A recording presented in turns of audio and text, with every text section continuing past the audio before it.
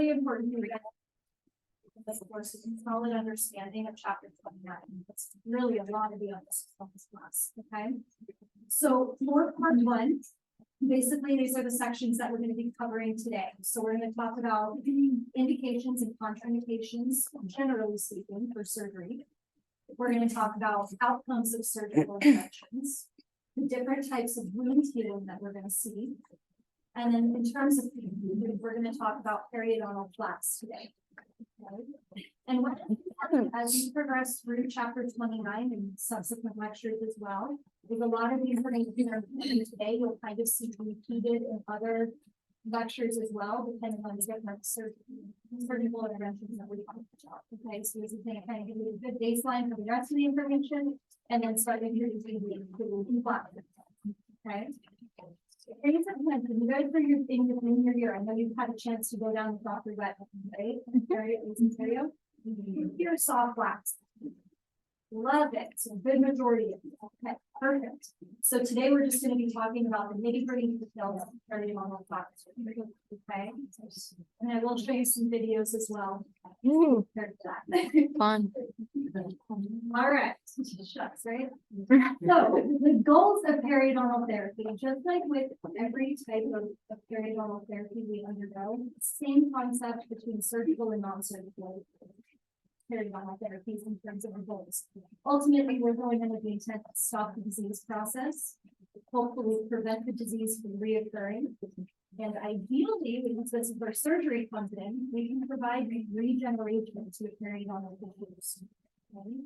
So thus far, we've really drilled it into your heads that once we lose bone, we can't get bone back, right?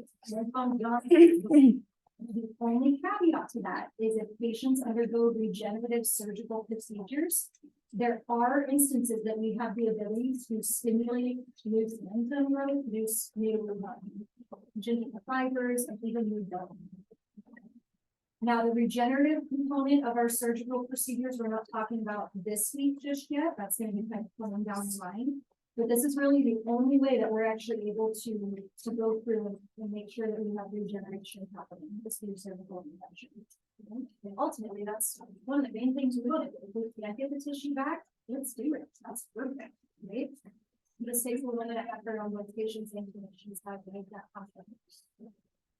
So we're going to talk about the historical perspective of our surgical techniques, just to kind of give you a baseline of how we used to think. And then we'll talk about where we're at today. So our early procedures were resective and rigid. Now, what do I mean by resective? Take away, right? That's what that word means. So anytime you hear resective, it means removing. Okay.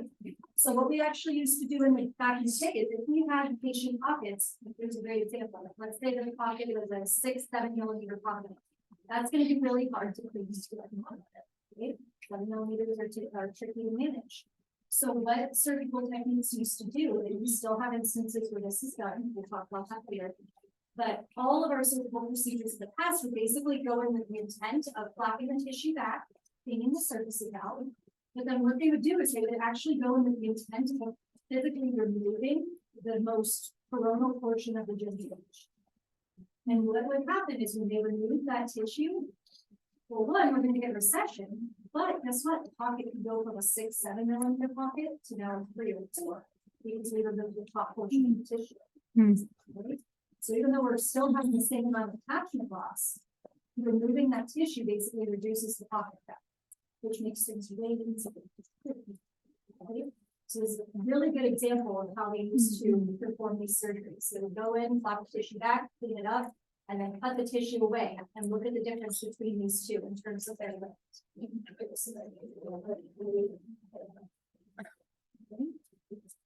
So all of our procedures back in the day were resective. Today, we still do utilize resective procedures, which we'll talk about in some of our coming lectures.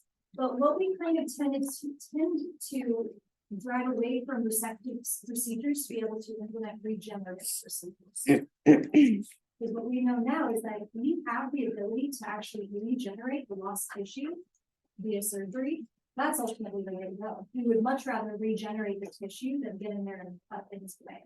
Okay? There are still instances where this actually is happening, But ideally, we really want to be geared towards regenerative procedures, okay? So when I mention regenerative procedures, so like I said, we're going to talk a lot about that. I think in next week's lecture and the week after, if I recall it correctly, we'll talk about what the different regenerative procedures are. But I have a quick little video here just to kind of give you an introduction on what I mean when I say regeneration.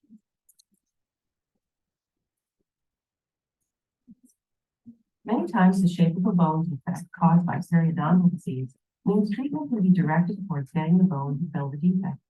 Sometimes the shape of the defect can be determined before surgery, but in many cases the defect needs to be directly seen in order to make a final determination as to whether the defect will allow for any bone fill.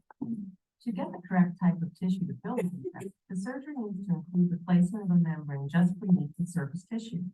This membrane is a special type of material that is well tolerated by your body. It allows it to get through, but will prevent the system tissue from getting into the defect.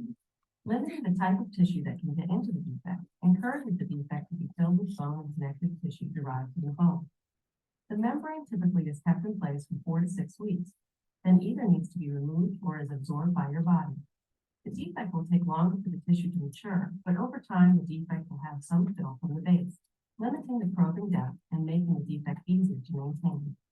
The results of this procedure will normally provide for an increased attachment to the treated teeth and will provide for a reduction in pocket depths, making your oral hygiene procedures much more effective. Very, very quick refresh. We have a whole lecture dedicated to guiding tissue regeneration, which is what they just showed there, okay? Those are regenerative techniques. Basically, we have a little membrane that we will place on the tooth to prevent certain tissues from growing to allow the bone and cement to be stable. Okay. When you guys were down with Dr. Vetman, did anyone see him use a little piece of paper almost with him on the gums or under the gums? So you saw regenerative procedure. Okay. So goal, regenerative, resective was kind of in the past what we do so recent. Okay. Questions on that? All right. Where do we come into play with this? Because obviously we all know at this point in time, we're not the ones cutting it up, so we're not the ones flapping the tissue down, right?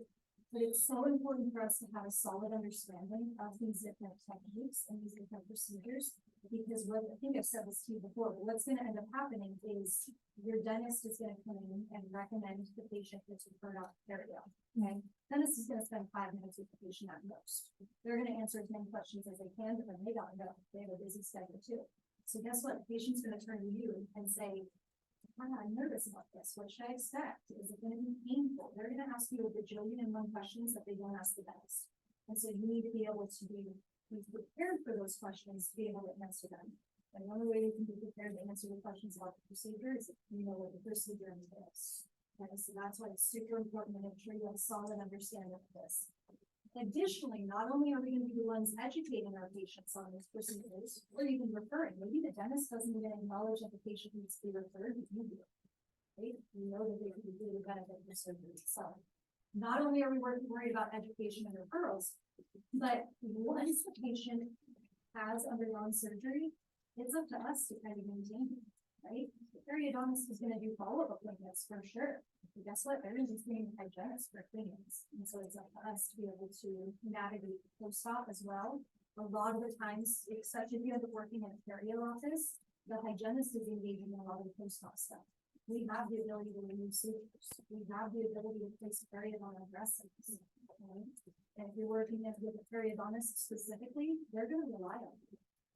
Perio and periodontists and dental hygienists go hand in hand. Of all the different tiny professions within the field of dentistry, we work with persons with periodontists because they're gum specialists and we're gum specialists, right? So really important that we have a solid understanding of everything that goes into surgical interventions. So let's talk about some techniques for periodontal surgery. Now, anytime you do the term perio surgery, for the most part, when we're worried about targeting for specifically for periodontal disease, we're wanting to just improve the access of the pain, right? If we have deep pockets, it's going to be incredibly difficult, almost impossible to clean the basic sediment. Okay? It's really, really, really tough. And so what surgery allows for is basically flapping the tissue back, which we'll talk about today, and giving people access. Think about back with your typodons. How nice is it that you can just pull the gums back and see right in the base? Imagine being able to do that on a real patient. It'd be lovely, and that's basically what surgery allows for. So if you end up working in a perio office, what's gonna happen is the periodontist is gonna go through and engage in the flap the tissue back. And there's a lot of periodontists that then will walk away and say, hey, I'm gonna pop into my next patient. You're gonna be the one cleaning and driving the tubes now. Okay, so it's fantastic to give us better access to be able to clean everything out there, especially when you're dealing with roofer patients or anything that's anatomically tricky to navigate. We can also reduce pocket depths with periodontal surgery. So again, if your patient has a 6mm pocket and it's not stabilizing, things aren't getting better, it's very difficult for you to maintain that long term. Talking about surgery, because we can undergo surgical interventions that actually actively reduce the pocket depths. And that can either be done through regeneration or resection. As we mentioned earlier. We can also get access to osseous defects. So there's times when we see vertical defects around patients. I have a really good picture coming up here in the next couple of slides to show you that. And what we can do is when we flap the tissue back or undergo surgery, we can access those defects. And we can either target them with regeneration, or we can even go in and smooth the bone out to try and remove some of the defects as well. Smooth it out with the hook. Resect or remove tissue, we already talked about, that's a big one. We can also regenerate the periodontium, which we talked about as well. So if you're worried about severe bone loss, especially if the patient's young as well, talking about periodontal surgeons, refer them over to the periodontist to have them do an evaluation. Okay. We can also wrap bone materials into osseous defects. So those of you guys that work with Dr. Gutman in your junior year, did anyone see him place bone? Couple of you guys. What did it look like? Salt. Yes, salt's a perfect description. A really big chunks of salt, basically. It looks very green and foliated. When we get into our bone grafting procedure, I'll show you videos of that as well. But we have the ability to pack bone in defects, basically try and regenerate the tissue there as well. We also, carrying away from periodontal disease, we can also improve the appearance of the periodontium. How many patients have you seen that have severe generalized recession? So they're long in the tooth, right? It's very common to see. A lot of patients don't like the appearance of having a recession. So guess what? We can do surgery to perform gingival grafting. Right? So it's not only perio disease, we're referring patients to the periodontist. So definitely can improve the appearance of their periodontium, which we'll talk about with a whole lecture for that as well. We can enhance the prosthetic dental care. Again, it just ties into improved access and ease of cleaning out the tissue.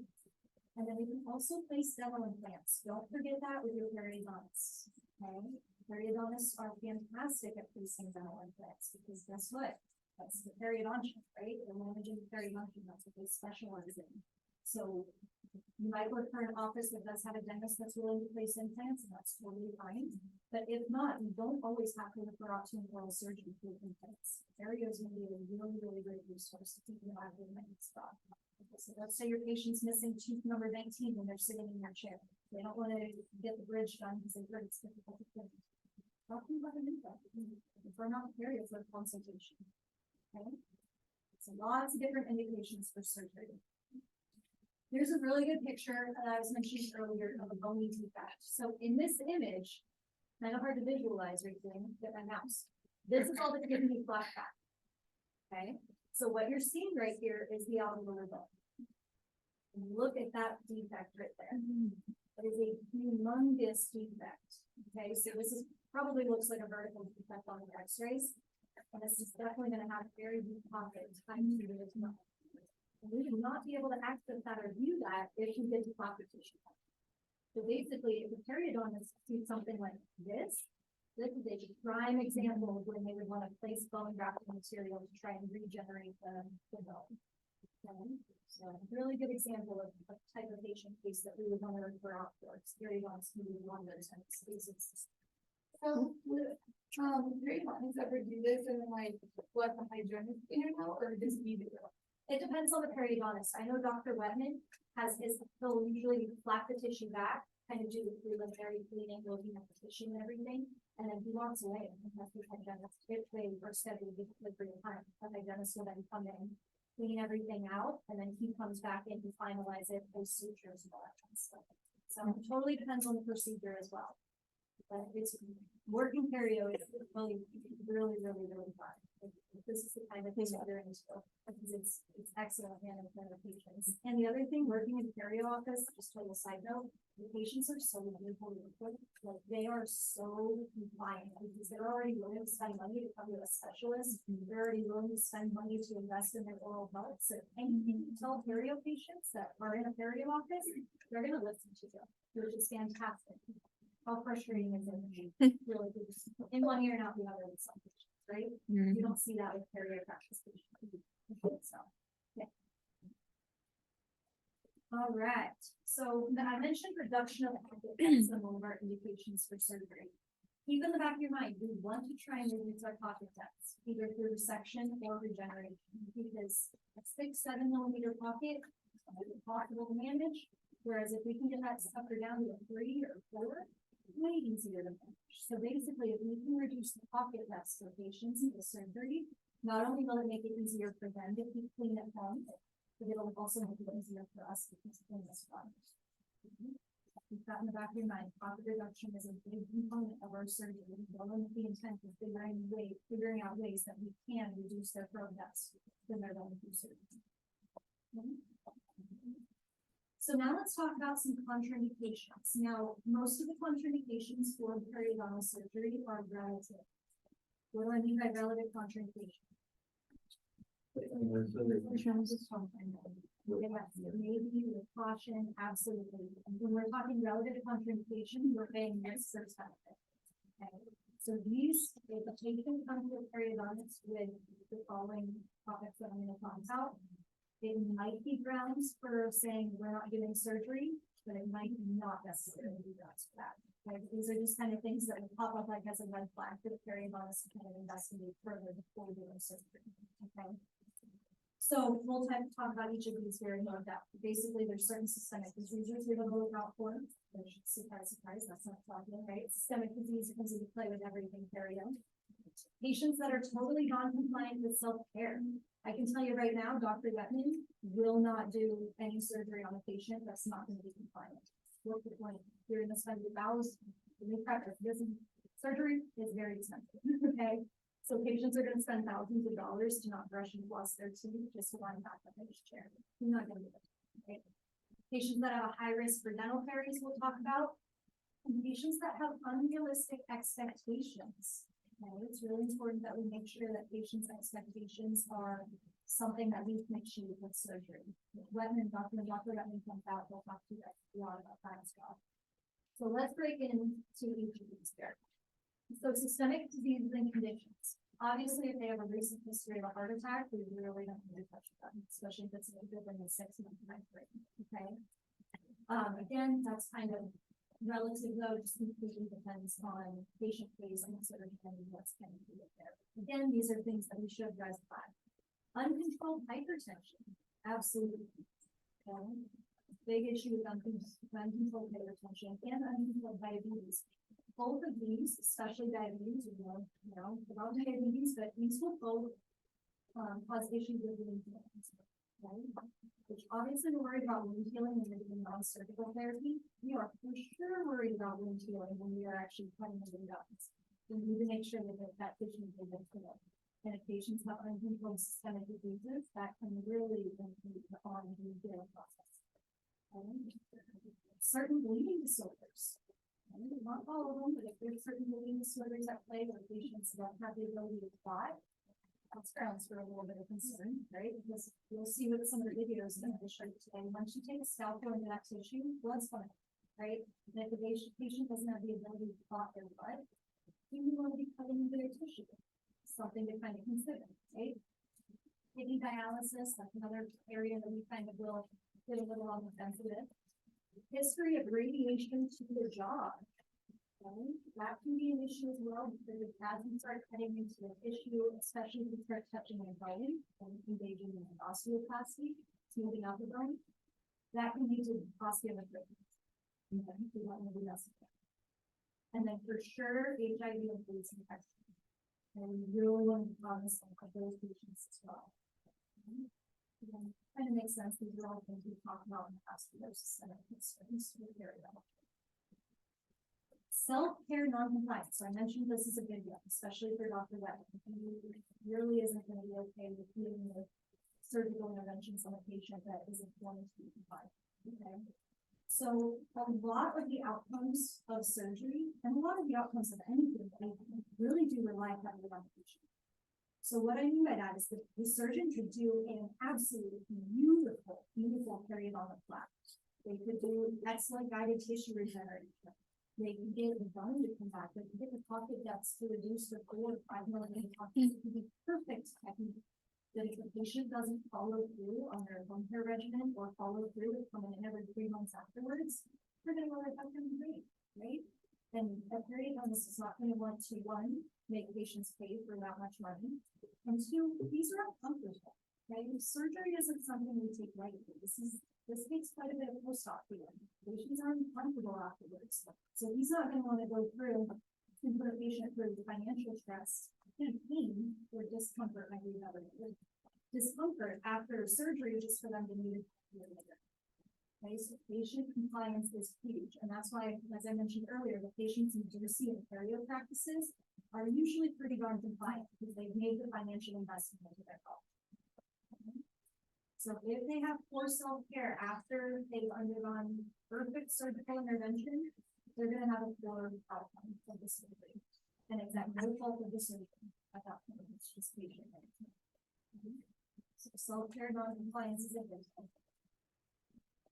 If the patient has a high risk for caries, we want to keep that in the back of our mind, especially if we're undergoing resective procedures, or if we're engaging in procedures that we anticipate the tissue is going to shrink a lot. Because what's going to happen with that? We're going to get recession, right? The cementum is going to get exposed. And we know by now that the cementum, we have root surfaces that are exposed, are at higher risk for caries.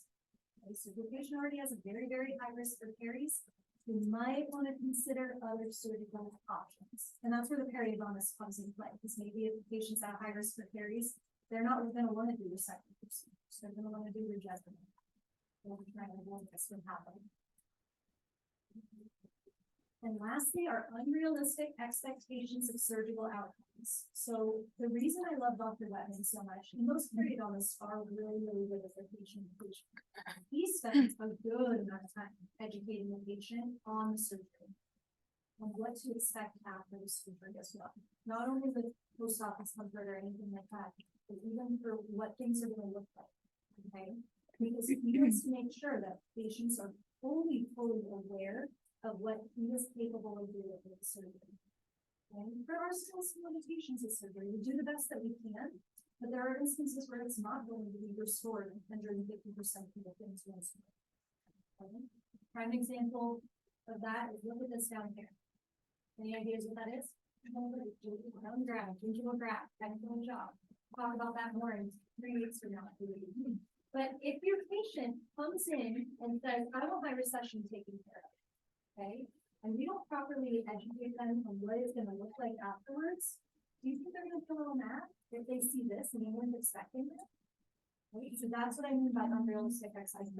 We need to make sure that patients informed consent. We need to make sure patients fully understand what things are going to look like after the procedure, and make sure that they don't have unrealistic expectations that we're not able to do.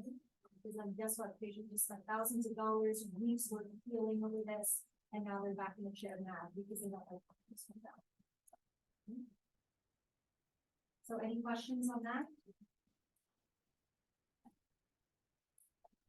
All right, so let's talk about the different outcomes that we can have for surgery. There's been 3 main outcomes. 2 of these are going to look pretty familiar to you when we talk about non-surgical therapy. But one way that we can get a good outcome is by the formation of our long junctional epithelium. And that's the same outcome that we get with non-surgical. When we're doing SRP, we tend to develop a daily afterwards. Okay? So this one's going to play a lot with the periodontal flaps that we're gonna talk about today. And most of the time, we're seeing healing by formation of long epithelial. We can also just get tissue shrinkage as well, right? So if the inflammation is resolved, everything settles down, the tissue's gonna shrink up. Now, the only downside of that though, is then we have to do stitches. And then the last one that we have here is regeneration, okay, healing by regeneration. And that's when basically, look at the difference between these two, look at the bone, we got the bone back. There's no longer healing here, that wasn't necessary before, basically the tissue kind of goes back almost to normal. Which is fantastic, that's what we want. It's never gonna be 150% exactly how it once was, but it gets pretty darn close. Okay. All right, so now let's talk about the 4 different types of wound healing. We basically have 4 different wounds that we can tend to see in terms of our healing process. So repair, reattachment, new attachment, and regeneration. So let's break down what each of those look like here. When we're talking about healing through repair, basically what's happening is this is your long junctional fluid. It's when we have the ability to heal a wound, but it doesn't necessarily mean it's fully restoring the natural anatomy of that area. Okay, the body does the best that hence the long junctional epithelium. It's still a functional epithelium, it's just longer now. It looks a little bit different than how it would be in a natural area that doesn't have disease. Okay. Think of healing through repair as the formation of a scar. Think of your long junctional epithelium as a scar. The tissue is healed, but you're still going to have that mark there. It's going to look a little different than the surrounding tissue. Okay? That's your healing through repair. We do not see any regeneration of new periodontal tissues with this. Okay? No regeneration. The healing through repair is specifically characterized through the formation of long junctional epithelium. Make sure you know the difference between these different healing processes. Okay? So questions on repair? All right, now let's talk about reattachment. Now, healing through reattachment, you're going to see more when we get into our cosmetic surgical interventions. The periodontal flaps don't heal through reattachment, but I'm going to touch on it today so that way you guys have a kind of immense understanding of the different healing processes. Healing through reattachment is going to basically mean that this patient underwent periodontal surgery, but they didn't have disease testing, right? The tissue wasn't diseased at all. So we go in, we make incisions, we flap things back, reposition things in the way that we want it to look, and then we just reattach the tissue back up. Okay? So it's basically having the wound close up, but there's no disease that's triggering the process. Okay? So the tissue can basically just reattach itself. It's not fighting granulation tissue. It's not fighting disease tissue. It's healthy tissue. We put it back and irritated it for cosmetic purposes, and now we're just reattaching it now. Okay. A great example of this is crown lengthening. So we'll talk, I'm going to give you a whole lecture on crown lengthening. Basically, patients that have very gummy smiles can undergo crown lengthening surgical procedures. And basically they go in and look at the difference in the length of the crown. They go in and remove that tissue and resect it away. But the tissue is not diseased. So it's just going to be able to reattach. It doesn't have to repair itself. It's not going to be forming a scar or anything like that. Does that make sense? Now let's talk about healing through new attachment. So this is basically when we are getting the wound closed, but it's an area that was previously damaged by disease, and the body goes in and basically forms a whole new level of attachment. Okay? It's kind of a little bit more advanced than healing through repair. Okay? So healing through new attachment. To prevent this though, you have to have disease that was already there. Okay?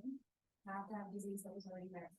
And have you guys heard the term unintentional curettage? Perfect. So when we're going through and we're scaling the teeth, we tend to have an unintentional curettage. And here's a really good example of what this looks like. So here we have diseased tissue, again, formerly damaged by disease. We go in, clean everything out. Maybe the surgical procedure, they wanted to actually go in and excise away the diseased tissue. And now things are gonna basically form new attachment. We're gonna get new gingival fibers that attach to the cement of the tooth. Okay? Past damage by disease previously. Does that make sense? So reattachment, no disease.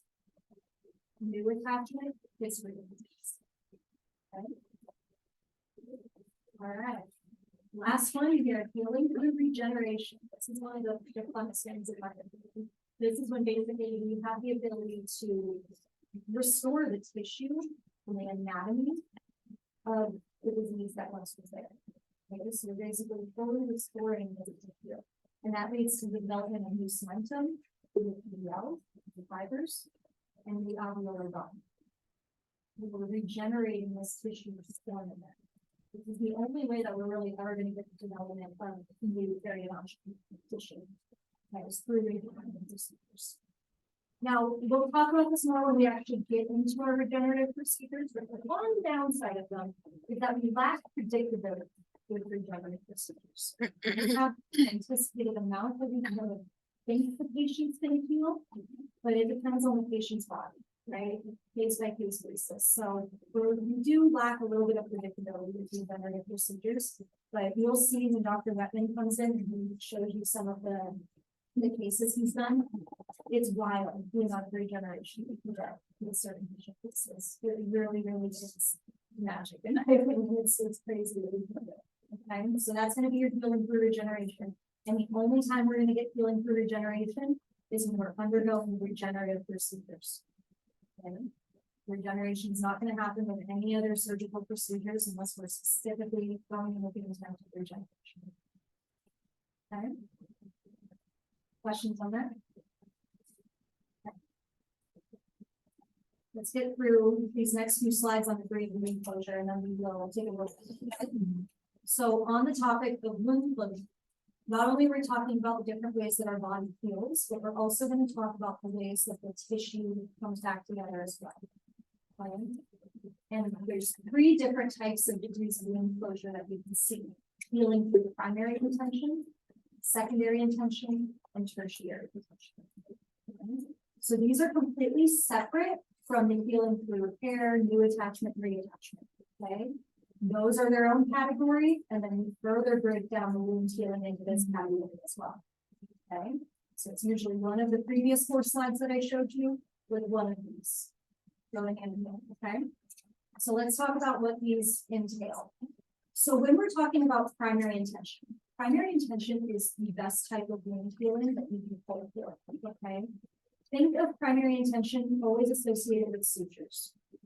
And when we're placing sutures on the tissue, what that's doing is that's pulling the 2 areas of the exposed tissue where the incision is made close together. And when the tissue is closely adapted like this, it heals very quickly and very nicely. But it's very predictable that it's healing because we know we're suturing this together. These are going to be coming in contact with each other. This is where everything's going to go, right? There's not really much question to it. Okay? So primary intention is going to be occurring when the margins of the wound are very closely adapted to each other. Okay. So because this is very predictable and very controlled, ideally when possible, we're going to want wounds to close through primary intention. So today when I talk to you about the periodontal flap surgeries, the flaps are sutured back into place. So they heal through primary intention. It's what we want. It's perfect. Okay, so anytime we have the opportunity to place sutures to make sure the wound's closely adapted, we're going to go for it. And it's not always possible, though. We'll talk on the next slide. Okay. So questions on primary intention? Okay. Secondary intention. Who here has had their wisdom teeth taken out? Okay. Did you by chance have sutures? Okay. A couple of you know. Right? So there are instances when we extract teeth, and there's certain periodontal surgery, surgical procedures that do this as well, where we don't necessarily need to fully suture the wound shut. Okay. Now, what's happening with secondary intention is the edges of the wound are not going to be closely adhering to each other. Okay? But they still heal. It just takes a little bit longer. So this is very common to see with extractions. Now, if possible, they're gonna wanna try and super it, but it's not always possible depending on the patient. So what's gonna happen is basically the tissue's gonna come back together, but it forms granulation tissue first. Okay, so granulation tissue starts kind of extending from all edges of the wound to close it up, and then it's filled over top with epithelial tissue. Okay. Now, there's a lot of different wounds in periodontal surgery that involve secondary intention as well. Again, if you can get primary intention, that's great, but you'll see as we progress through chapter 29, it's not always possible. Okay, and so there's a lot of instances where things are close back up with secondary intention. So always associate secondary intention with the margins not being in close contact, and they have to form granulation tissue in order to come back into it. So sutures, primary intention, granulation tissue, secondary intention. All right. The last one that we're going to touch on is very briefly is tertiary intention. Now, this is going to be one that you're really not going to run into in the field of dentistry. Okay, tertiary intention is basically going in with the intent of leaving the wound open to close it out of the wound. Okay, so this more comes into place with like medical issues. Sometimes patients that have dog bites, they won't suture the wound up right away. They let the wound breathe, right? Let it kind of start healing on its own, and then they'll go back in and they'll leave their time to reassess the wound and to put results to this back up. And so again, we don't really run into that in dentistry. Okay. So tertiary associated dog bite, leaving the wound open, kind of hang out. Okay. Right. That was a lot. Let's take a little break. Let's come back at 3:12. Okay.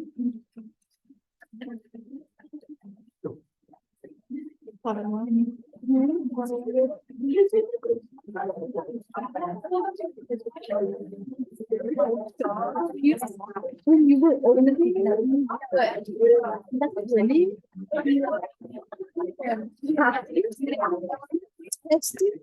No, I texted, sorry, I texted last night and I was gonna send it last night, but I was like, oh, really? That's you. I couldn't text her right because like I was just talking too hard. But I was like, no, I want to wait and send it to her like so I can see her reaction in person. No, ever. We haven't turned it out. That was I could never. And she asked which picture I sent, and I told her that this was where she was taking a picture of this photograph. Like a lot. But I think they're so beautiful. More than here.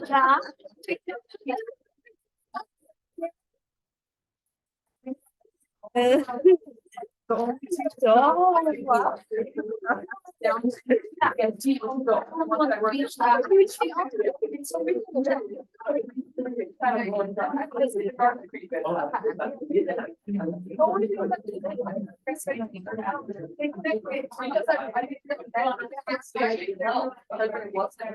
why I was like telling you about my name. She put it.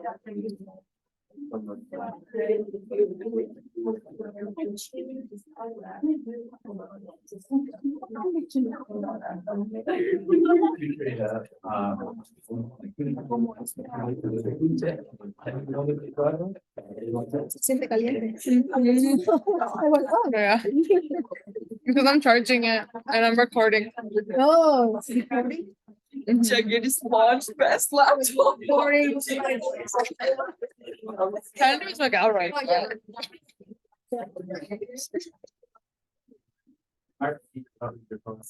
Oh, you record the classes. All the classes Because- or just Miss McElroy? Just Miss McElroy because Miss Ross records her lectures. Yeah, And Miss Allison the yeah. hard. You have kind of seen the one recording. I don't, sometimes no time to see the recording. I put them like in 2x speed, so it's really, really fast, but I like to listen to what they say. Yeah, like add those onto the list, yeah.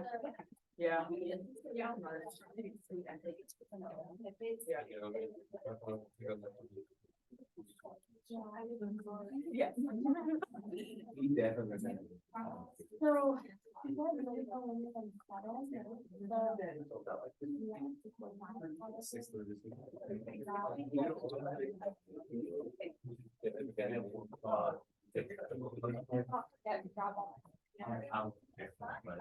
It was pretty cool. I ended up in like 3, 4 days. That's what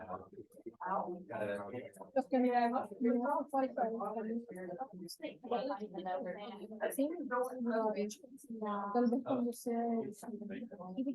was saying. 6:30, it was like.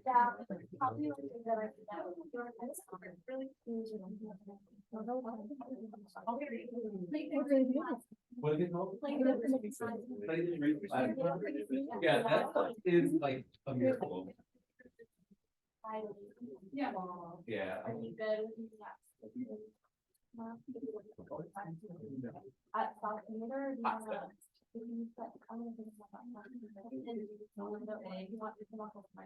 will never forget that. Are you still, I don't know, what are you thinking about it? It's super important. I don't know. I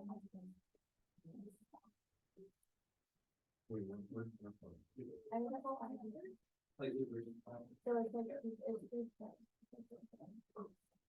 because I mean, I love the standard, so technically it's one. I'm boiling these.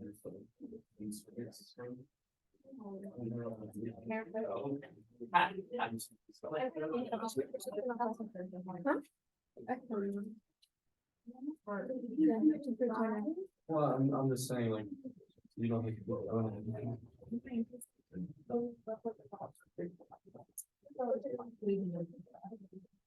We get worried. It hasn't been approved by that point. I think like a million. see so many great. Don't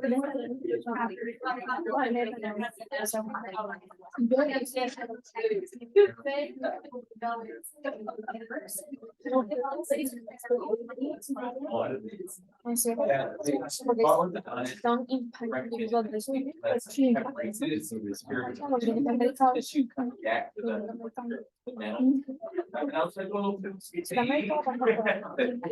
No, for sure. And they just kind of like. It's kind of like the cool, thing, but it's not as it is. Yeah. They healed up like a man.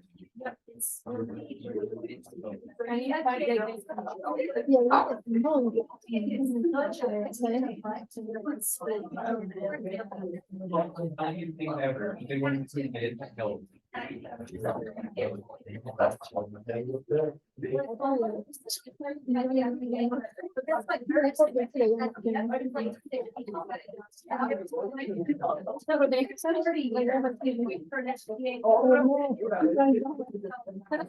go to here. I don't like that. I don't like find something concert or grand dive. Two-year-old. Beautiful man. Okay, let's get back into it here. Now, before we get into periodontal plaques, I want to take a detour. Your book hasn't talked about this, but I want to make sure that you guys understand gingival purification. Have you guys heard of this term before? Yeah, what do you know about it? Got it. Okay, so it needs to be a procedure and scrape off the tissue. So I just want to make sure that you guys understand this. Now, gingival purification really isn't utilized anymore. It is more of a historical concept.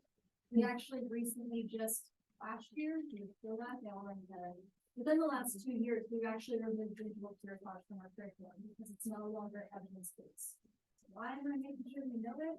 I want to make sure you're at least familiar with it. One, in case it pops up on boards, because usually after things are no longer evidence-based, it takes a year or 2 for them to kind of get the full out on boards. So in case you get a question, you know it's good as much as. And if you ever work for someone that brings it up to you, I don't want you to just be like, well, I don't know about this. You can say, oh yeah, I'm familiar with that, but I know it's not evidence-based. Okay.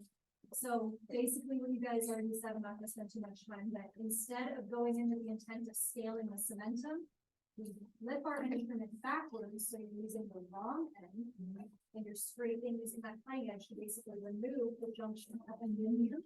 and the sulfur epithelium. And the mindset of it, the intent of it is, well, we're gonna go in and remove the disease tissue. And if we remove the disease tissue, it's gonna be easier for things to be, okay? We found through years of research that that wasn't necessarily the case. And we also know that when we're instrumenting, these are filled with different exceptional these are moving the granulation to the which is an unnecessary aggressive routine that we don't do anymore, but I wanna make sure you're gonna do. Okay? Any questions on that? You're likely never gonna do anything with your knowledge. Even when I was a student here and this was part of the curriculum, we did it as a process eval, and I have not done it before in much sense. So you're not gonna really know it, okay? All right. So now let's start talking about periodontal flaps. So when you hear the term periodontal flap, basically what we're trying to go in with the intent of is to separate and remove the epithelium and the connective tissue from the underlying tooth roots and even the underlying bone.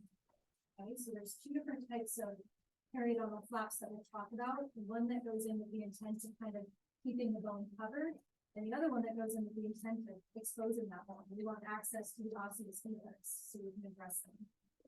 Okay, so off the left here, let's picture the great image of what a flap would look like.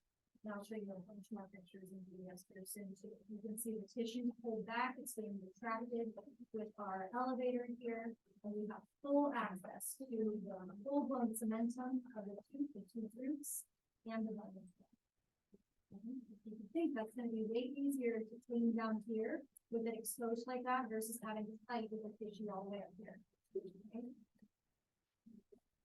All right, so let's go over some terminology here. So when you hear the term elevation, all that's meaning is that's basically lowering the flat.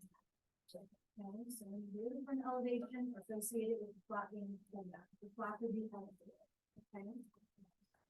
Now, when we're elevating the flat back and we're wanting to reposition it, we'll talk about this more today and even next week. But we have the ability to kind of decide where do we want that tissue to be placed. Do we like where the tissue is at? If so, we can just replace it right back where it was at.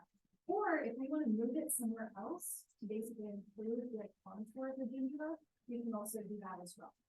We kind of, meaning the periodontists kind of have the ability to navigate how they want this to like after things appear. Okay. So when a flap is repositioned, it's going to be referred to as a displaced flap.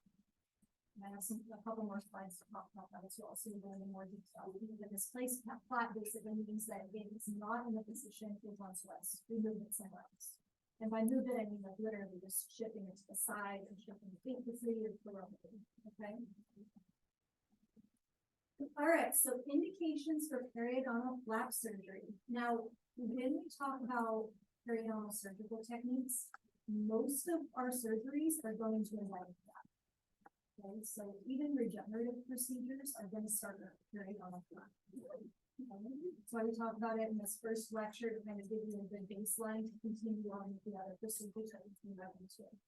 So if you're referring a patient to a periodontist, even if it's for regenerative procedures, assume they're going to end up having a flap. Okay. Now, essentially what we're doing and going in with the intent for with our flaps is provide access. That's the main thing. If we can flap that tissue back, we can see it. So if you have a patient that you're worried about like pocket deaths, or you're worried about the patient involvement, that you can't think of, you can flap the tissue back to be able to think it. Okay. So I kind of just answer that a little bit. If you think of any other cases that would require a flap, I mentioned perforations, pockets. Refractory areas. Refractory areas, absolutely, something's going on that's causing that second. Absolutely. Osseous defects, if you have a patient that has a severe vertebral defect, you can engage in a periodontal flap surgery and then also engage in resective surgery, which we'll talk about later, where they can either remove the bone or pack bone in. Okay, so there's a lot of different patient cases that would benefit from a periodontal flap. Okay. All right, so we're going to go over kind of the gist of what this looks like, and then we'll get into some more details. Now, essentially what's going to be happening with periodontal flaps is we go in and make a couple different incisions. We'll talk about the different incisions here shortly. We go in and basically incise the tissue that we're from the tooth. And then we go in and we elevate the tissue away. So what we're doing is though, we'll go in with a, we usually call it a periosteal elevator, which is a blunt instead of metal. It's a blunt, okay? It's very round, and I go in and just kind of push it down to remove the attachment. Okay, the breaking the attachment. And then once that attachment's fully broken, then we can actually flap the tissue back. And lo and behold, you can see the bone, all the different bone defects, and the access to the roots. That we come into play. So if you have a patient that has a 7mm pocket, you treated them for non-surgical therapy, and you can't get the calculus at the base of the pocket just because it's so deep. Put him out for periodontal flap surgery, right? Because then if you can get to the bottom of the pocket, it's way easier to access like this. Okay. All right, so let's go into the different classifications of periodontal flaps. So we kind of break it into two main categories: the classification based on bone exposure, and then the classification based on the location of the margin. So we can either have full thickness or partial thickness flaps, which I'll break those down here in a couple minutes. And then we can also have non-displaced or displaced flaps. I kind of just introduced you to already. Non-displaced means it's closed up right in the same position it was at originally. Displaced means we either pulled it coronally, pushed it more apically, pulled it laterally, we moved it in some direction. Okay. So let's break down our full thickness flaps. So this can also be referred to as our mucoperiosteal flap. Mucoperiosteal because it's basically hidden back the mucosal tissue and the periosteum as well. So this is resulting in full bone exposure. Okay? Full bone exposure here. We're lifting up the epithelium, the connective tissue, and the periosteum. Remember, the periosteum is going to be this soft tissue covering of the bone. It's a very vascular area. So a lot of our connective tissue gets its vascularity and nutrients from. So in this full thickness, we want to remove that so we can actually access the bone. So full thickness flaps are going to be used in patients that we are trying to assess the bone completely, so trying to contour the bone. So complete access. And this is going to be elevated through blunt dissection. If you hear the good words blunt dissection, all that means is that little blunt instrument that I showed you a few pictures back. It's going in and dissecting the tissue back. It's pulling the tissue away. Okay? Think of it like peeling. This is a gross, this is kind of gross. Book talks about it. Think of this like an orange peel. Okay, when you peel the orange peel back from the orange, that's essentially what we're doing. Pull all that tissue back away to expose the juicy orange, to expose the juicy bone. Okay. Now, most periodontists are going to reserve full thickness flaps for patients that truly need them. Okay, because what ends up happening is this is very traumatic for the bone to be exposed like this. Okay, so what ends up happening is even with perfect surgical technique, we still will see a small amount of surface bone loss. Just because of the nature of this flap. Tissue pulled back there, it's very traumatic. We're removing the periosteum from the bone, which is our protective layer of the bone. So in response, the body tends to lose a little bit. So you can imagine we're not going to really want to be engaging in full thickness flaps on patients that already have severe bone loss, like bone density issues. Okay? So most of the time we try and be really conservative, but this is used a lot because this is the only way that we can access the bone. So if we're going in with the intent of targeting the bone for osseous defects, we have to do this. Okay. So here's another good picture of what this guy looks like here. So this is all the bone right here. That's our alveolar bone. Okay. So they basically took from 6 to 11, looks like, maybe even 12, it's hard to tell. Cut into the tissue, pulled it back. So now they have full exposure of the cementum, okay, tooth roots, and the bone. Now they can go in and basically clean out the roots really, really well. And most of the time when we're doing full thickness flaps, we'll actually go through with the intent of removing a little bit of bone as well, because if there's disease at play here, the bone's also affected, right? So the bone can actually have granulation tissue in and of itself as well. So they'll go in and remove diseased cement, not the diseased cement, they'll go in and remove any bacteria and calculus that's hanging out on the cement in itself. And then they will actually remove some of the diseased bone too. And what you'll find, if you're working side by side with a periodontist, is that as they're going through this procedure, they basically take kind of like a curette, a thicker, bigger curette, and they'll scrape on the bone. And if the bone is solid and sound, that means it can help. But once they get to the diseased areas, it becomes kind of softer. The bone just breaks right off almost. And so they go in with the intent of trying to get some of that diseased tissue out of there. Okay? So that's your full thickness. But even if we're not going in with the intent of removing bone, we're gonna see a little bit of this surface bone loss because it's exposed. We remove the periodontal. If it's anchored now, it's gonna start resorbing just slightly. Okay. Questions on your full thickness? Okay, so epithelium, connective tissue, and periosteum are all pulled back. Okay. All right, partial thickness. So this could also be referred to as split thickness flap. Now this one, we're only going to be elevating the epithelium and a small portion of the connective tissue. Okay. Here's a really good little diagram here to kind of help you visualize. So what they do is they basically kind of sever halfway through the connective tissue, peel back some of it, but what ends up happening is the bone is still covered. Bone's still going to be protected by that periosteum. Okay. So this is a little less invasive. Okay. Now this one's going to be elevated via sharp dissection. So we're not using our blunt dissection anymore. Basically, in order to actually be able to dissect this tissue back, they have to go in with a scalpel blade, essentially. You can't just stick a really rounded instrument in here and expect to be able to separate the connective tissue and go with that. Okay. So sharp dissection on partial thickness, blunt dissection on full thickness. Okay. Now, this type of flap, I mentioned that the type of flaps that the periodontist or surgeon will use totally depends on the patient case as well. This is a prime example. If a patient has really thin gingival tissue and a really thin gingival phenotype where there's not a lot of connective tissue in there, we're not going to want to be doing partial thickness flap. Okay, if this area is already thin and we go in and split it in half and make it even thinner, as they're manipulating the tissue through the surgery, they can tear the tissue. Okay? Imagine if we're tearing the tissue during surgery, it's probably going to end up turning the product. Okay? It's going to lose its blood supply. So you really want to be cognizant of that. Okay? So this is going to be completely contraindicated with thin gingival tissue. Okay? So here is an example of a partial thickness flap. Kind of difficult to see, but you can look down here, especially on your screen, you'll be able to see a little bit better.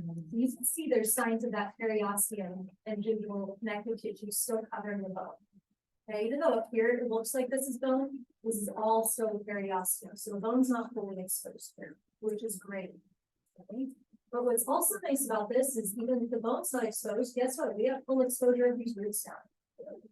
Okay, that's going to be lovely and easy to include in and with the purgation too. Okay, so those are going to be your partial thicknesses. And here's a little diagram just to show you the difference between the two side by side. So partial thickness, we're splitting the connective tissue in half and peeling it back, so that way the bone is still covered. Whereas full thickness, we're cutting in and we're removing all of the connective tissue and that periosteum. So we have a straight shot to the bone. Okay. Here's a quick little video, just reiterating what I just told you with the difference between those two flaps there. So first we have the full thickness flap. This is also called a mucoperiosteal flap because it lifts both the mucosal tissue and the periosteum. Periosteum is the membrane of nerves and blood vessels that tightly wraps the bone. So the full thickness of soft tissue, including that highly vascular periosteum, is reflected to expose the underlying bone. This type of flap is indicated when you need access to the bone for osseous resection, or basically anytime you need to modify the surface of bone. It's contraindicated in areas where the alveolar bone is already thin and dehiscence or fenestration is likely. Partial thickness. So the partial thickness flap is also called a split thickness flap or a mucosal flap. And this is where only the mucosal tissue is raised within the flap itself. So the epithelium in a layer of underlying connective tissue is reflected, leaving the vascular periosteum intact. And this provides a vascular bed for a grafting recipient site, which we'll talk more about later in the video. And this Any questions on those two differences there? Forward. All right, so next category is displaced versus non-displaced. So I mentioned earlier, non-displaced means bones that have been sutured back in its original position. Displaced flap, they've moved it somewhere else. So they either have the ability to move it apically, which if we move a flap apically, what's gonna happen? If the gingival tissue gets pulled down. Long teeth, we get that exposure of roots. But the other benefit of it is that we're gonna probably use the pocket top. If we move that gingival margin apically, we have the ability to take that from a 7mm pocket to maybe a 5, maybe a 4, right? Repositioning it coronally. When would we want to, what's gonna happen with the coronal reposition flap? And so when would we want to use, when would we want to pull the gingival tissue up? And what are the roots? What are the roots? Recession, absolutely. So if we have defects that are already present, maybe we can do gingival grafting, but maybe we can do flap as well. Right? Laterally kind of ties into that as well. We'll talk more about that later. Next week, I believe, but laterally, if we have a tooth that maybe has a little recession right off to the side of the tooth that we're working on, we can try and reposition the flap over to cover the other recession as well. Okay. Now, when we're talking about displaced flaps, they do require the use of vertical incisions. So we'll talk about the different incisions here in the next couple slides. But just know if we are displacing a flap, we need a vertical incision. We need an incision going up from the crown of the root to kind of near the apex of the tooth, so that way we have the ability to move the tissue around. Okay? Yeah. Is that the same when they're taking out the tissue from the palate and putting it in certain spots to cover like recession? That's it. That's more of your gingival grafting, which we'll talk about too. Yeah, yeah. Those get tied more into the cosmetic procedures, so I think that's enough for sure. I mean, for total. Yeah, right. The other thing to consider with displaced flaps, we don't have the ability to displace flaps from the palatal. Okay? The tissue is way too keratinized. We don't have the ability to move it as much as we do with like buccal or lingual surfaces. Palatal surfaces are really tough to perform displaced flaps on. Okay. Any questions between these two? And I promise we will talk more about what these different flaps look like in later lectures as well. This is one of those areas that will overlap a little bit. So now let's talk about the types of incisions. So we basically have two broad categories of incisions that can be utilized when we're looking with periodontal surgeries. Horizontal and vertical. So horizontal incisions are going to run parallel to a gingival nerve. They are horizontal longitudinal. And they are referred to as either clavicular or your internal bevel. These are two separate types of incisions, which we'll talk about here in the next couple slides. We also have vertical incisions, and those are going to be running perpendicular. Okay, so up and down. And that can also be referred to as an external bevel. Okay. So here's an example of a vertical going up and down, and the ones that kind of scallop around the tooth and the tissue here are your horizontal. Okay. So let's break down each of these here. So we have the horizontal incisions, the internal bevel. There's a bunch of different names that can also be referred to as the internal bevel, okay? The main one that you'll run into is initial incisions. Some of the videos that I show you today as well, I will refer to this as an initial incision as well. But internal bevel can also be referred to as reverse bevel. In initial incisions, it's the first incision that is They can also be referred to as extracellular, extracellular, or extrapervasive incisions. And that's just because they're happening outside of the gingival surface. Okay? So what's happening with our internal bevel incisions? Basically, the scalpel enters the gingiva externally from at the gingival margin, usually about half a millimeter to a millimeter away from the gingival margin. And basically, it follows the contour of the tooth. And I'll show you some videos. This will make a lot more sense once you see it actually before, okay? But down here in this image, you can kind of see a little half moon shape, right? So basically, they did an internal bevel incision, cut into the gingiva, and follow the scallop of the tooth. So if this was all of the teeth that are going to be involved, they're going to be utilizing that incision all throughout the teeth that they're in the flat pack. Okay. And now with the internal bevel incision, what's going to happen is it leaves a collar of soft tissue around the tooth, okay, which you can see right here. That's a little collar of tissue right at that gingival margin. This is free gingival tissue. It's not attached, right? So what ends up happening is that's going to be removed once they go in and start the actual surgery. Okay, which I'll show you on the video what that looks like. So that's your first incision, kind of scalloping around the teeth. The second incision is going to be referred to as your clavicular incision. Okay. This can also be the second incision or even sulcular incision as well. This one's going into the gums. It's going into the gingival surface. Okay. So what they're doing is basically, you can kind of see it in the image here. They're going, think of where you go with your throat. That's where they're going with this stuff. Right? And they're basically trying to detach the remaining attachment that could be forming on the inside of this little collar. Okay. Questions on those ones? So here's another example, just a little different diagram here for you. So here we have the internal bevel incision. We're going in and cutting in, kind of scalloping around the tooth.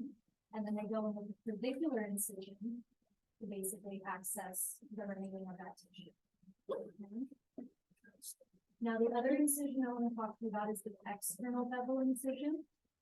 This one your book doesn't put as much emphasis on right now. It gets into external bevels and all the gingivectomies. So I wanted to bring it up here because we're going over all those different things, okay? So an external bevel incision is basically coming and angling upwards towards the tooth at about a 45-degree angle, and it's slicing off all the other tissue in the front. Okay. So this incision is really only going to come into play with certain surgical procedures, specifically gingivectomies. If we're going in and trying to remove excess gum tissue, excess gingival tissue that's there, this is how they cut it off. They cut it off with an external bevel incision. They basically taper their scalpel, 45-degree angle, and slice it right off. Okay. Questions on those? All right, vertical incisions. So this can also be referred to as vertical releasing incisions.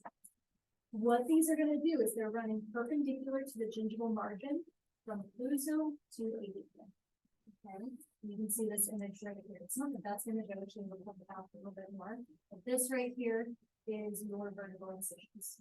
Okay, these are your horizontals. Now, the vertical incisions come into play whenever we're looking at the space in the flap. Because if we don't have these here, how are we going to be able to move that flap around? Right? We're not really going to be able to displace it anywhere. So we need to have extra vertical incisions if we're trying to go in with moving that flap around. Okay. Questions on that one?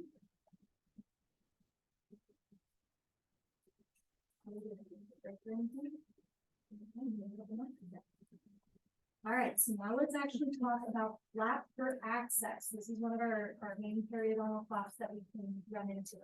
You'll hear this very commonly referred to as a modified Whitman flap.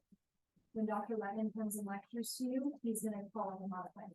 Okay, it's a very, very common term use. But make sure you know flap for access, modified Whitman can also be referred to as flap for access. Okay. And what is the flap for access doing? Well, it's trying to provide us access to the tooth, right?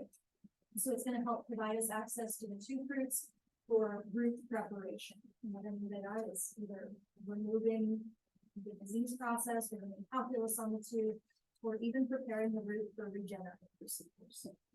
Well, I mentioned earlier that regenerative procedures will also require a flap. So this surgery is going to utilize the internal bevel and the clavicular incisions. Okay, so we're going to scallop around the tooth, and then we're going to go inside the sulcus to try and detach the remainder of that part of the tooth. And the tissue. Okay. Now, this is a very conservative procedure. Okay, when periodontists are going in with the intent of doing the modified vision, they go in with the intent of trying to preserve as much tissue as possible. And it's very conservative. There are instances where they will expose the bone with this flap, but it just completely depends on the patient. Ideally, though, they really try and be as conservative as possible. Okay? So when they're doing this, they're actually only going to elevate the tissue enough to allow for good instrumentation. So they're not going to be pulling it all the way back. Okay, you can see a great example of this in this little image here. They're not fully exposing way up here on the tooth, right? They're pulling that tissue back just enough to where you can see the area that you need to. That's what I mean by conservative. Okay. Now, following treatment, after we've displaced the flap and we go in there and clean everything up, they're going to, usually it's non-displaced. So they're just going to basically place it back where it is. There are instances which we'll talk about later, where if it's determined to be necessary, they can displace it. But generally speaking, we're not displacing these flaps. And that's why they don't require vertical incisions. That's why they only require our 2 horizontal incisions. We don't need to cut upwards into this tissue and move it around, right? Now, once the flap is placed back into where it was originally at, they do suture this back. So that's where we get our primary intention. Okay? Tissues coming in close contact with each other. So basically, so periodontists love the modified vision. They love it. Okay. There are 2 main advantages of utilizing this type of flap procedure. One, we know it provides really good access to the tooth roots for instrumenting, right? If you can see a great demonstration of that in this image here. And because of the way that it's sutured back in place, we're able to get primary intention better, which we love. Better, we have the ability to get primary intention, let's do it. Okay. Questions on that so far? Talk about the different steps here, and these steps will make sense as well once you see the videos too. Okay. Basically, what they're going to do is they're going to do their internal bevel incision first. That's the scallop incision. Okay, so they're leaving about 1 millimeter of gingival tissue on the margin, so they're going to inside the tissue.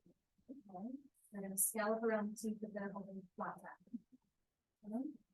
The flap's going to then be elevated, and then they're going to remove that tissue with the curettes. Okay. Sometimes they have to go in and engage in another incision if the tissue is being really stubborn, but most of the time they're able to just get a really quick curette and physically remove that color of tissue. They don't want that hanging out there. And that's the pre-gingival tissue, so that stuff will have the ability to come back. Okay, I'm not going in and resecting it away from it. It will come back. Now, once the flap is elevated and that tissue, that color of tissue has been removed, then we can actually instrument back on the roots. Okay. And when periodontists or hygienists, whoever performing the actual instrumentation, when we're using flap surgery, we take a lot of care to make sure not to really disturb the periodontal living fibers. Again, we're trying to be as conservative as possible with this. We don't want to cause more trauma or emotion. Now, the periodontist will also look at the flap. And if there's a lot of granulated tissue, or if it's just a really thin gingival tissue, they might make the decision to kind of thin it out. They might excise away some of the tissue with the intent of being able to really adapt it to the teeth. Okay? Making sure that the healing process goes well. So we do have the ability to remove more tissue if needed. The alveolar bone, when we're doing flaps for access, is usually not going to be all. Okay. That being said, when we talk about osseous resection next week, you'll see that there are instances that this happens. But when we're doing modified Goodmans, we're not going in with the intent of performing osteoplasty. We're going in with the intent of giving access to the tooth roots. That's the whole goal of these flaps. Okay. And then after everything's cleaned up, the flap's gonna be repositioned, so it's back in its original positioning. And what they do when they're suturing things back up, they try to make sure that the buckle and lingual papilla come in contact in the other. Okay, and we kind of suture it in place that way. Because again, if they can come in contact at the interproximal areas, we're getting primary intention healing there as well. In the teeth, what we want, right? All right, let's take a little 5-minute break. Let's come back at 3:50, okay? That's a lot. For sure. If you want. You wanna go downstairs or you don't have to?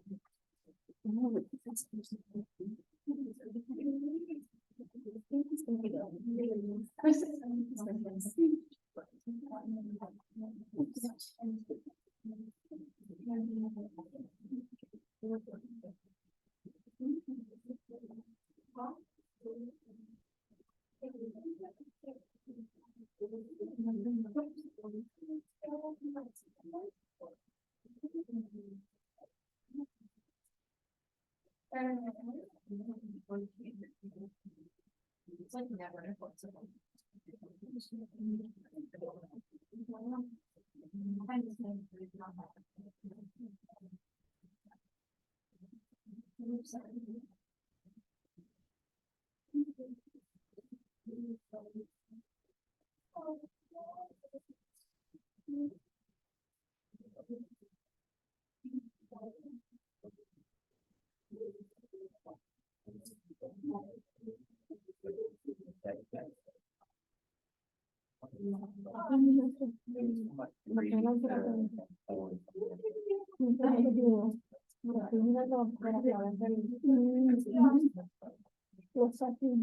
Because she had.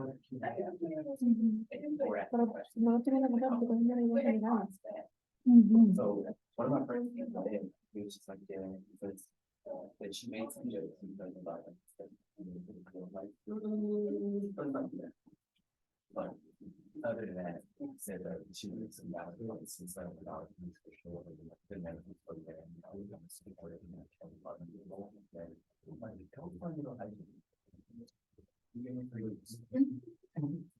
Fun is first, and on the rest of stuff. Are we running another? I think the program was in the 70s.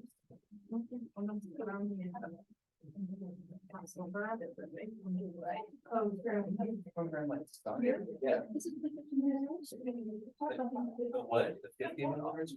Yeah, that's right, yes. So like 73. Yeah, it was, yeah, 50, yes.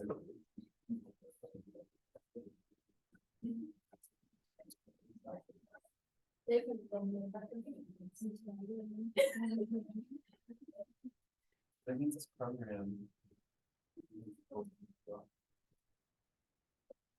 50 years.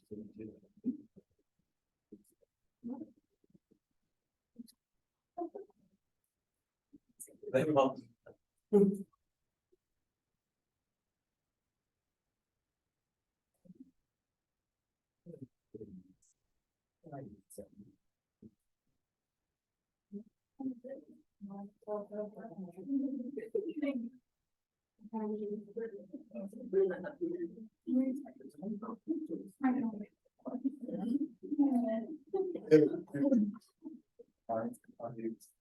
Sleeping.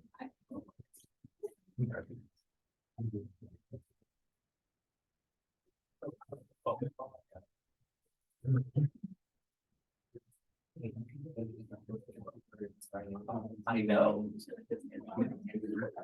Already. Oh, and then I'm like, that was great. Would show up.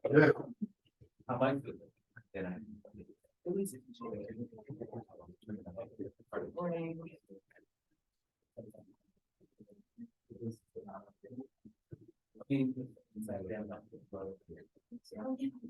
Yeah, we have loads. I just started that way. And I think Sunday too, but I'm gonna be in a. Sunday.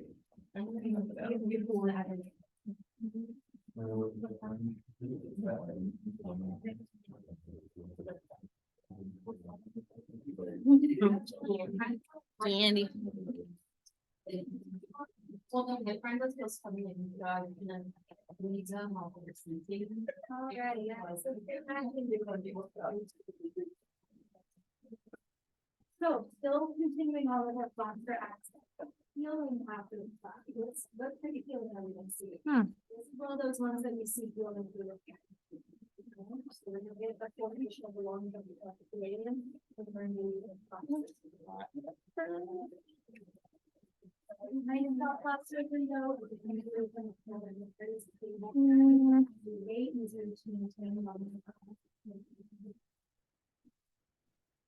Feeling back here, the one function. Our class practices. Okay.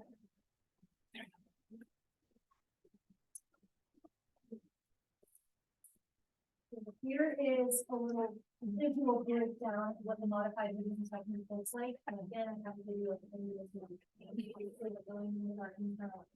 Here. That was from the scalp and the two. And we're going to go in the clavicular incision to make sure that it is not hanging on at all. Okay. And then what's going to happen is that we will flap the tip tap. And once the tissues flap back, they're going to go in with pirouettes and start removing that little color tissue.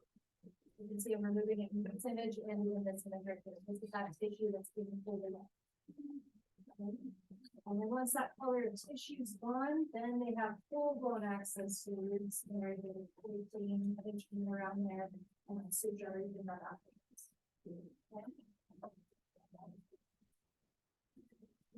Got a couple videos here that we're going to show you of the modified vision. This one's not a clinical video. This is just kind of breaking down what the different techniques are, and I'll show you some of the videos of the actual process. Next, we have the modified vision flap. This flap facilitates instrumentation for scaling and root planing therapy, also known as surgical debridement of plaque and calculus. This flap itself does not attempt to reduce the pocket depth, but it does eliminate the pocket alignment. I know this probably sounds confusing, so let me explain. The original intent of this flap is to access the root surface for the best scaling and root planing possible. In addition to that, the internal pocket lining is cut out via gingival curettage, removing any granulation tissue with it. The remaining flap is placed back where it started and sutured in place. So again, the flap design doesn't reduce the pocket depth at all, but removing the irritants with scaling and root planing and the irritated tissue with curettage can over time see the shrinkage of the pocket as everything heals. So indirectly, it can lead to pocket reduction. So I wanted to make that important distinction for you. Finally, let me talk briefly about the three different cuts that are involved in this flap. First, we have the internal bevel or reverse bevel. Bevel means it's sloping at an angle, internal because the slope is headed inward toward the tooth. It's about 1 millimeter outside from the gingival margin, and it removes the internal pocket lining, yet conserves the outer gingiva. Just so you know, an external bevel cut would be oriented like this. And that would be used for a gingivectomy to cut away excess gum tissue. Next, we have the sulcular or cervicular cut, and this is made through the base of the pocket to the alveolar crest. And lastly, we have the interdental or interproximal cut, which removes the collar of tissue around the tooth that you created with the first two incisions. So then you can pull off that section of soft tissue. And then, of course, you would take the remaining soft tissue and suture that back in place once the scaling is used. All right, next we have the undisplaced flaps. And this is currently the most common. let's talk about open flap debridement and then we'll get into our fun videos, okay? Mhm. So open flap debridement kind of is very similar to flap straps. Okay?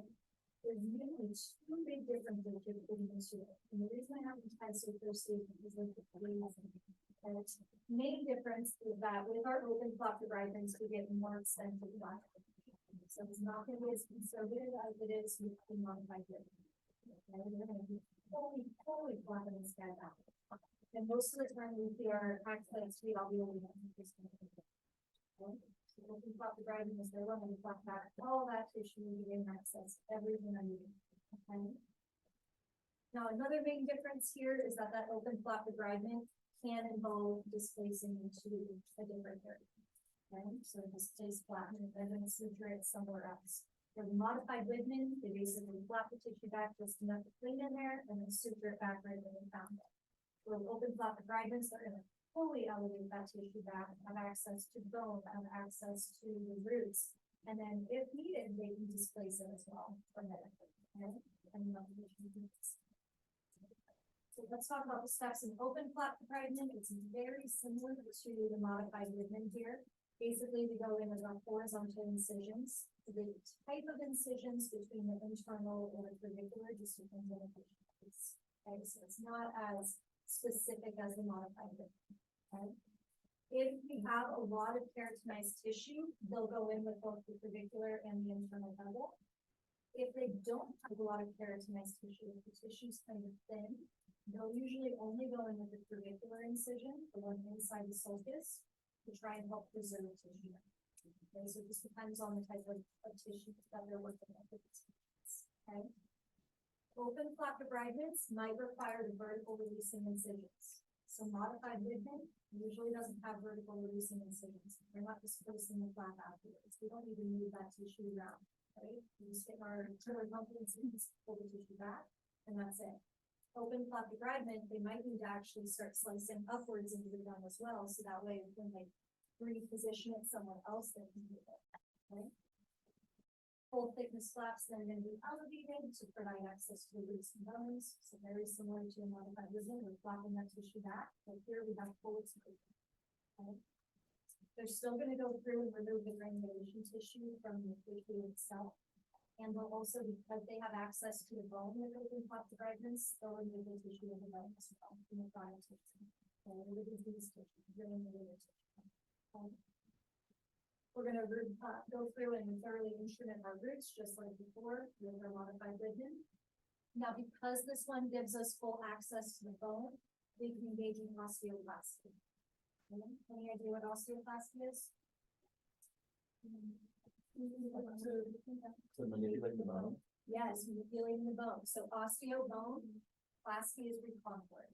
Okay, which we'll talk about that more when we get into our second procedures next week. But if we see that there's bony defects on patients, they literally mentioned earlier, they can take a burr to the bone and remove that defect. So now, right? And that's what we're able to do with our open flap debridements. We can't really do that with modified Whitmans. Okay, modified Whitmans are too conservative. These guys show us everything so we can fully access the bone. And then the flaps are still going to be sutured with our open flap debridement as well. The only difference is whether or not it's displaced. Are we putting it back in the same spot we found it, or we need to move it around? Okay. That is it. Very similar between the two. The main difference is that modified Whitman is way more conservative. This one here gives us full access. Full access. Okay. All right, so here's the steps during our open flap debridement. You'll see it's very similar as our steps with the modified Whitman. The main difference is we have way more exposure below. So they're going in with their incisions. They might need to engage in vertical incisions depending on patient case and what they're trying to accomplish. They'll still elevate the tissue back, right? With blunt dissection here. Using blunt dissection, we're fully exposing the bone. Once the tissue's pulled back, they're going to scale on the roots, keep everything nice and clean, and then suture it back up. And here's a good example of what that would look like. And in this image, they have yet to remove that collar articulate. Okay, so they went through and did their internal incision, their internal bevel incision. probably did their verticular, they flapped it back, and the next step is gonna be to remove this tissue. And then clean everything up. Okay. So healing after an open flap debridement, so we tend to see resolution of inflammation, but we also see that with the modified rhythm as well. This one's gonna be healing through repair as well, so just like the modified rhythm, we're gonna do healing through repair, which involves the formation of long junctional epithelium. Because this one has bone exposure, we can get a little bit of slight remodeling happening, as the surface of the bone is exposed. Plus, if we ended up engaging in osteoplasty and reshape the bone, of course the bone's gonna remodel, right? We remove something. Right? So both of these flaps heal through repair and develop a long functional. Main difference is healing flap with the open flap debridement and not the modified movement.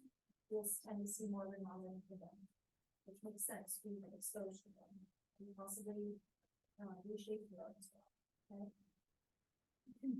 Now, with our open flap debridement, we'll talk about resective procedures more next week. But we might develop or see residual popping with open flap debridements if we didn't go in with the intent of resecting the native tissue to reduce the poppings. Okay. So basically with our flaps, it gives us the access to clean the teeth, but like that video was mentioned earlier too, we're not going in with the intent of actual pocket reduction, just with our flaps in and of themselves. That being said, if we want to reduce the pockets and the periodontist determines that they do want to engage in resective procedures, that gets added on top of the flaps. Okay. Does that make sense? Right. So special considerations for us, we need to know when to return, right? So the rule of thumb is if your patient has greater than 5 mm pockets, you can refer for that. Periodontists will absolutely do surgical procedures on somebody with 6 mm pocket. Okay. Makes sense. 6 mm are very clean. It's very hard to get your basic pocket, not only for us, but especially for our patients. Okay. So we need to know when to refer. If your patient has radiation involvement and they're not able to keep it clean, there's still active disease happening in those areas, get them over to perio. Okay. The periodontist can do a couple different procedure types to be able to make that easier to clean. And they can definitely flap it back to make sure that you're removing the problem. Okay. It is a humbling experience sending a patient to a periodontist and having them flap your SOP back. It blows your mind how much calculus he's in this. It really, really blows your mind. So being able to actually access these areas is really, really, really key. Okay. And then if they determine that the areas are going to be difficult to maintain, that's when they can engage in regeneration or resective procedures to reduce the pocket depth through cutting away the tissue and bone, or reduce the pocket depth by regenerating tissue. Okay. We need to know when to refer. We want to make sure that we educate our patients as well. So if you see a patient in your chair that you do think would benefit from the periodontist, don't just say, I'm sending you to the periodontist, I don't do you the best at that. Talking about why you want to send. What are the benefits of that? Because when you are referring a patient to a periodontist, keep it in the back of your mind that it is financially stressing on patients. Okay. Even if they have dental insurance, because it's a specialist, the dental insurance will cover at lower rates as well. So sending a patient to a periodontist is going to cost them some treatments. Okay. So you want to make sure that you're educating them on the reasons why and giving them reasons why they should spend that money. We're trying to provide them with all the information possible so they can make an informed decision and feel good about spending their money on the periodontist. Okay. We always want to be performing non-surgical therapy before surgical intervention. Okay, so even if your patient does have 7 mm pockets, we're going to be doing SRT first to try and control as much disease as we can. And then the periodontist can come in and basically pinpoint the exact areas that need more help that didn't respond to this SRT. Okay, so non-surgical therapy is always going to come before SRT. If you have a patient in your chair that has incredibly deep pockets and you're just not comfortable working on them because you're worried about possibly contributing to a periodontal abscess or something like that, where you just feel like you aren't going to be doing a good job. You can totally send them to the perio office, but guess what? The hygienist at the perio office is gonna do SRP before the periodontist does anything else in the patient. So non-surgical always comes before surgical. Keep that in the back of your mind, okay? And then we also want to always defer back to the surgeon's post-op instructions. So if you do send a patient over to a periodontist and the patient comes back to you, the periodontist is going to send you a little form, a little worksheet basically, laying out everything that they did. Okay, so even if you're not having a verbal phone call or a verbal conversation with the surgeon, they're gonna make sure you have it in writing exactly what they did, and they're gonna tell you what they want you to do and what they don't want you to do. Usually, generally, the rule of thumb is do not fill the surgical area for 2 months. Okay, because we don't want to, just like with the reeval, we don't want to damage anything that's possibly forming and regenerating in there, even more so with surgery, right? So most of the time, the rule of thumb is 2 months, but you might have a periodontist that will be doing it at 6 weeks. You might have some surgical procedures that say, don't touch this patient for 3 months. Implants are like that. You're going to be touching the implant for only 3 months because we don't want to ruin the osteointegration that's happening. So always defer back to the surgeon's post-op instructions. Right? So it's going to vary between what surgical procedure they did, and it might even vary depending on the periodontist. Okay. Questions on that? You ready for some videos? Yeah. So this first video I'm going to show you, this one is just a typing one. These type-ons are really, really cool. I think this is what they use in their perio school. But basically, we have a type-on here that they're going to go through and show you what the modified ligament flap looks like. And you'll see on this type-on, it has really good calculus in there and everything that they're going to really remove it. Okay. So this is just a little precursor that we're going to get into next.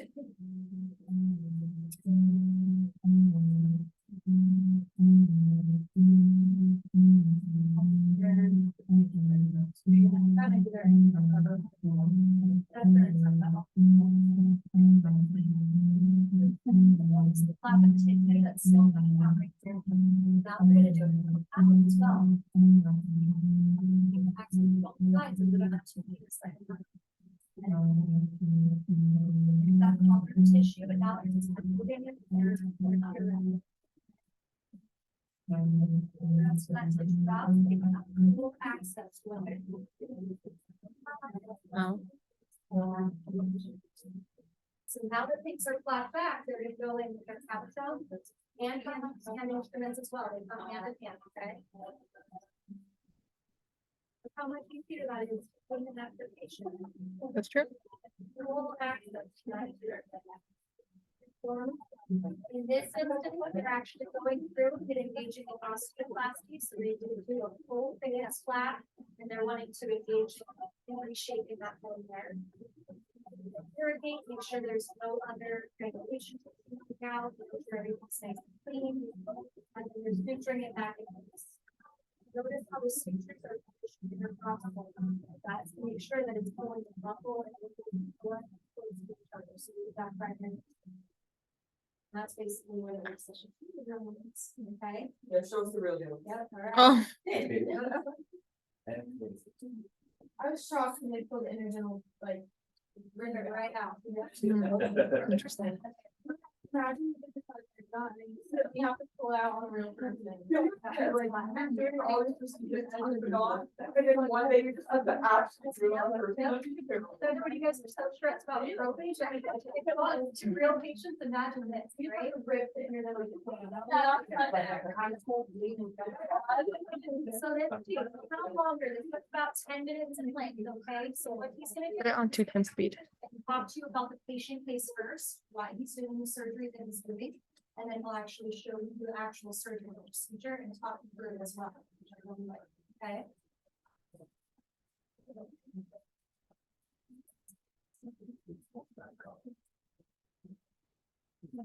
Viewers, today I'm going to demonstrate a modified resin flaps arrangement. But before we see the surgery, let us discuss one important question. How do you decide the design of a flap? Now there are various factors which determine the design of a flap. Most important of these factors are the thickness of the gingiva. Then we have the contour of the gingival margins. Then we have width of attached gingiva. Then we have recession because we don't want to do a surgery which will increase the recession in that area. Then we have the aesthetic zone.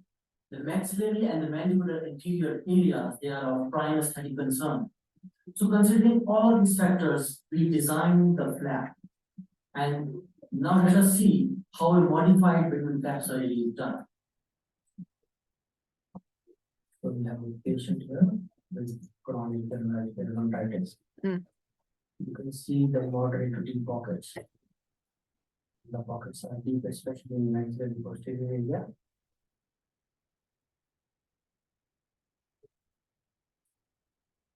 Probing. And first of all, we isolate the area with the help of gauze.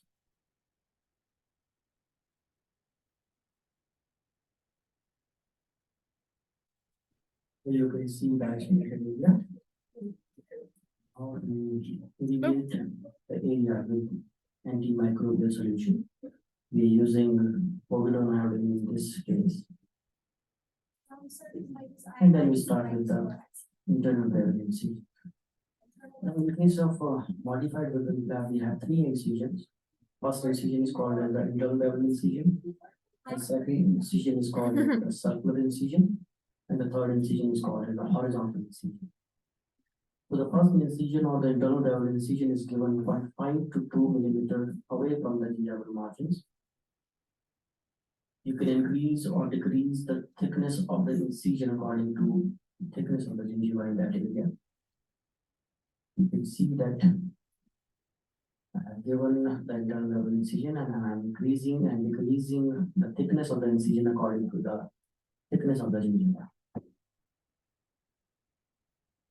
You can see that in the canine area, I have tried to reduce the thickness of the incision.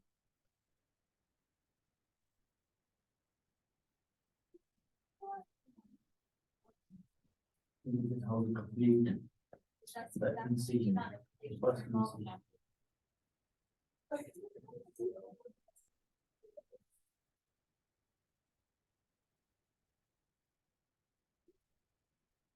You can see the incision like now.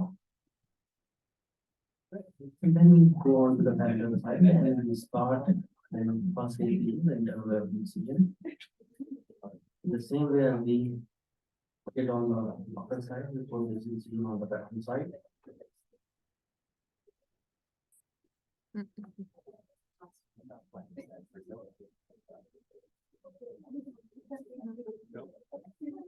It is difficult on the parietal side to put this incision. You can use this contra angle 300 so that you can easily place the incision.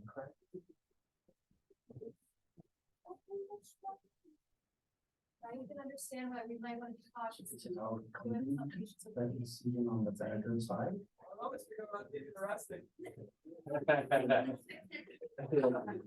Right in there, in all sides. Then we reflect the flap. You see the Try to get the silver there too. in the flap.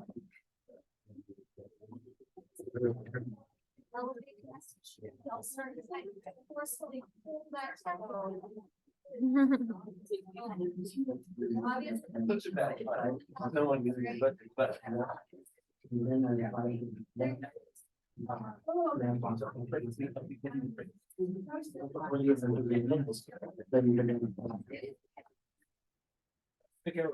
What was the project again? You didn't stop, you said they were very deep, the patient had chronic area. It doesn't, Yeah.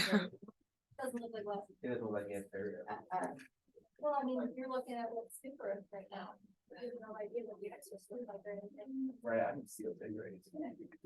You can see that I have They do this procedure. little flap. It's like, I had a ability. Let's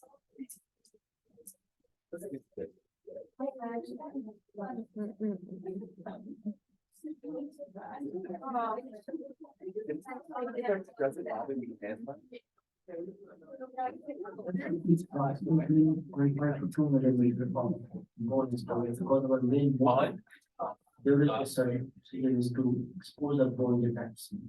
So only the marginal bone is exposed. Overexposure is not going to help in any way. The same way we go on to the periodontal aspect and we use the interdental papilla first, and then we use the periodontal aspect of the flap.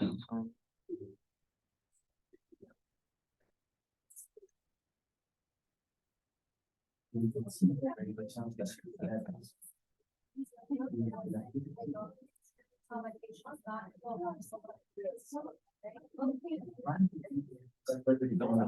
Bills. Exactly Right. Like this. this is the second incident, circular incident. You have to put the blade into the circle and then you have to go in it. Yes, sir. Distance. Actually, the rest of that color.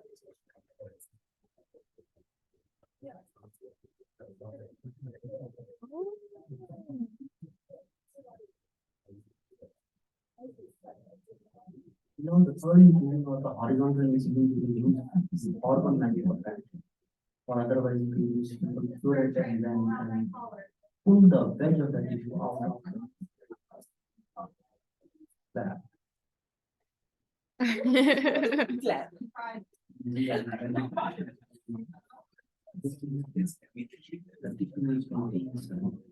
each other, right? That's a P. We got. What we doing is with each other.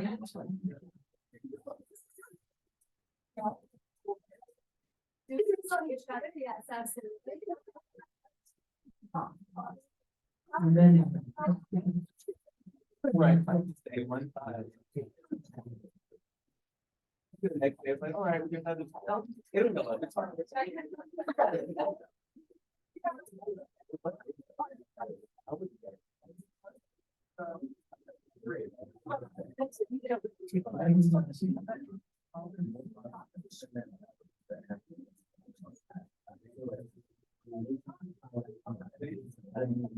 it's not that bad.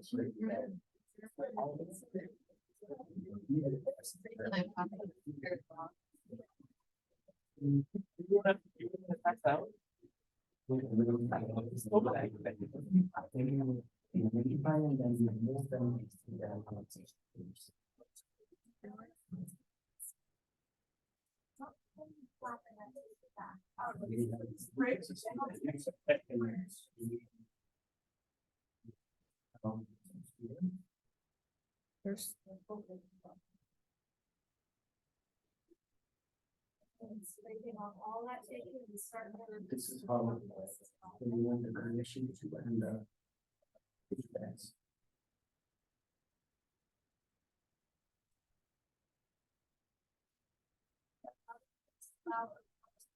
Then we start with the peeling of the root surfaces. Never capture on. As you can see that all the root surfaces are visible clearly now. So we do the scaling both on the parental and on the vocal aspect to remove all the deposits on the root surface. And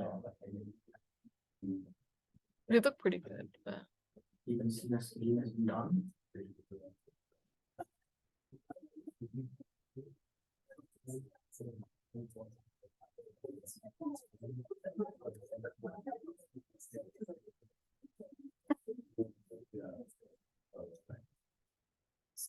After this is over, you have to get. I agree. Even the typical white and shit. We have seen that everything is neat and clean. There should be no bleeding on the area. And it should be neat and clean. And you will see that very minor bleeding which is required. And then that will be inspected. The clear. Of the rules of the inspected for any recordings. And then at last we go ahead with the suturing procedure.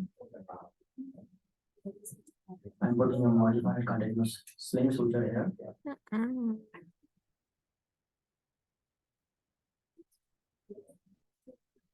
This is the after suturing.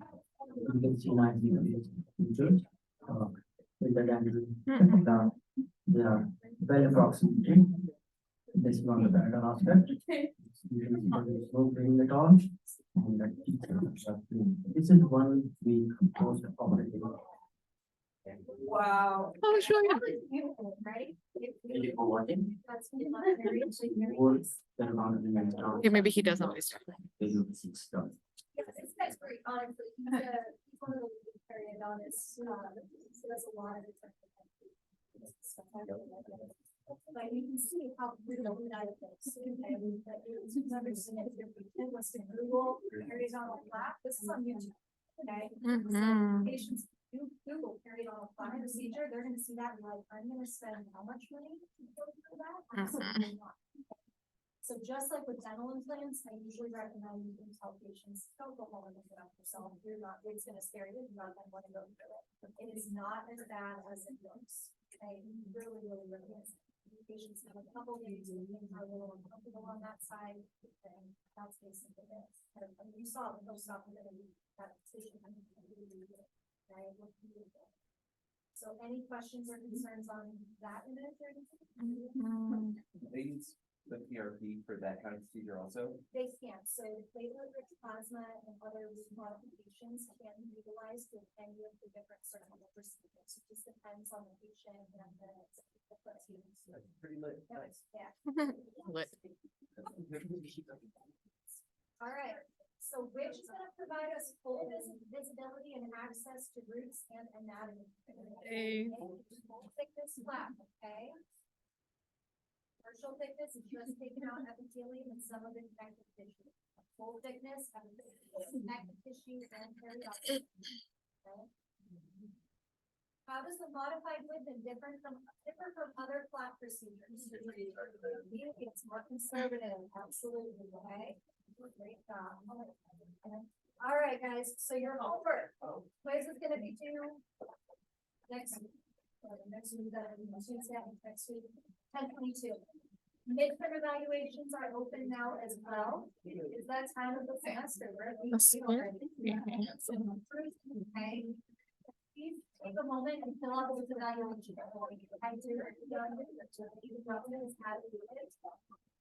If I have 100% participation in the midterm eval, I'll give everyone extra credit. The way Canvas works, I know in the past I usually would like draw names for who filled it out, but if Canvas doesn't even alert me who filled it out, who did it. It just says 9 out of 10 students filled it out.